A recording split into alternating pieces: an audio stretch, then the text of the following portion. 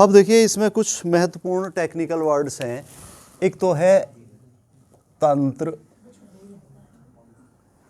व परिवेश।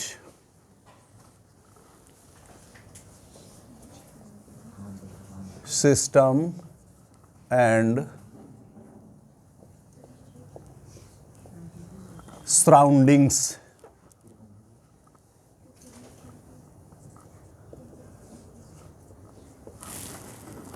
तंत्र व परिवेश।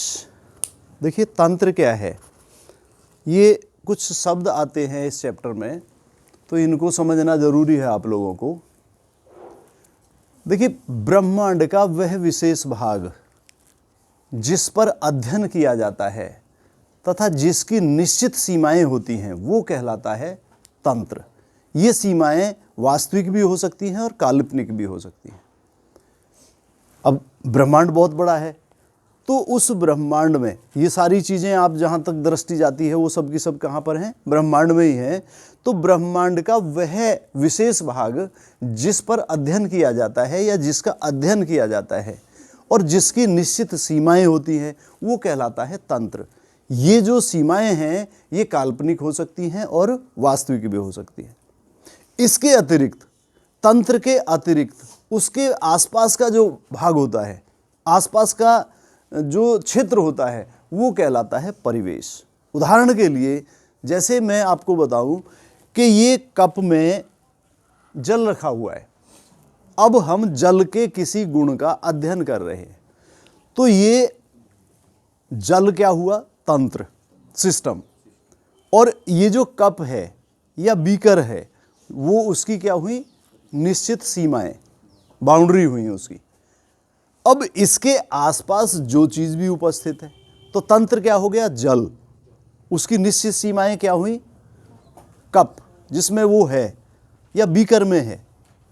और इसके आसपास का जो क्षेत्र है, अब आसपास के क्षेत्र में आप लगा लीजिए, आसपास के क्षेत्र में हम और आप भी हैं, ये मार्कर भी है, कुर्सी भी हैं, बेंच भी हैं, लकड़ियाँ भी हैं, ये कमरा है, ये आसपास का जो क्षेत्र है ये क्या कहलाता है, परिवेश कहलाता है।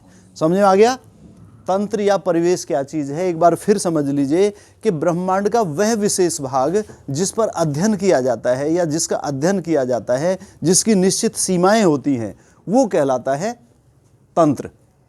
और ये सीमाएं क्या होती हैं, निश्चित होती हैं, काल्पनिक हो सकती हैं, वास्तविक हो सकती हैं। तो वैसा विशेष भाग कहलाता है तंत्र। और तंत्र के आसपास का जो शेष ब्रह्मांड का भाग है वो क्या कहलाता है, परिवेश। उदाहरण के लिए जैसे मैंने अभी बताया आपको कि कप है, उसमें जल रखा हुआ है, हम जल के किसी गुण का अध्ययन कर रहे हैं, तो जल क्या हुआ, तंत्र हुआ, सिस्टम हुआ। और उसकी निश्चित बाउंड्री क्या होगी, जिसमें वो रखा हुआ है, चाहे वो कप में है, बीकर में है, बाल्टी में है, उसकी निश्चित सीमाएं हो गई। तो ये तो हो गया तंत्र। और उसके आसपास जो भी उपस्थित है, चाहे वो कुर्सी है, मेज है, किताब है, कॉपी है, पेन है, मार्कर है, जो ये काठ का बाड़ है, वो सब क्या हो गया, उसका परिवेश हो गया। अब इसमें आप आगे देखेंगे तंत्र के प्रकार। तंत्र के प्रकार अर्थात टाइप्स ऑफ सिस्टम। तंत्र मुख्यतः 3 प्रकार का होता है। नंबर 1 है विवृत तंत्र या खुला तंत्र, ओपन सिस्टम।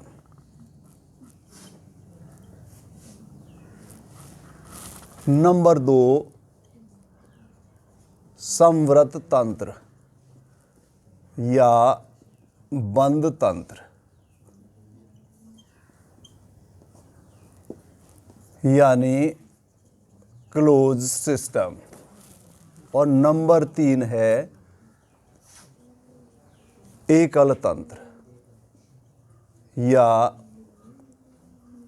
विलगित तंत्र। यानी आइसोलेटेड सिस्टम। एक एक कर समझिए ध्यान से। जैसा कि नाम है खुला तंत्र, विवृत तंत्र यानी ओपन सिस्टम, ऐसा तंत्र जो अपने आसपास के परिवेश से ऊर्जा या ऊष्मा तथा द्रव्यमान दोनों का आदान प्रदान करने में सक्षम होता है, वो कहलाता है विवृत तंत्र यानी खुला तंत्र अर्थात ओपन सिस्टम। उदाहरण के लिए मान लीजिए आप किसी खुले हुए पात्र में जल को गर्म कर रहे हैं, तो पहले वो पात्र क्या करेगा, ऊष्मा अवशोषित करेगा, गर्म हो जाएगा। गर्म होने के बाद उसमें से भाप जो है स्टीम बाहर जाने लगेगी, भाप के रूप में उसका द्रव्यमान बाहर जाने लगेगा। और जब वो ज़्यादा गर्म हो जाएगा तो अपने आसपास के परिवेश को हीट भी देगा। तो ले भी रहा है और दे भी रहा है, आदान प्रदान कर रहा है, किसका, हीट का भी और द्रव्यमान का भी। तो ऐसा सिस्टम कहलाता है ओपन सिस्टम।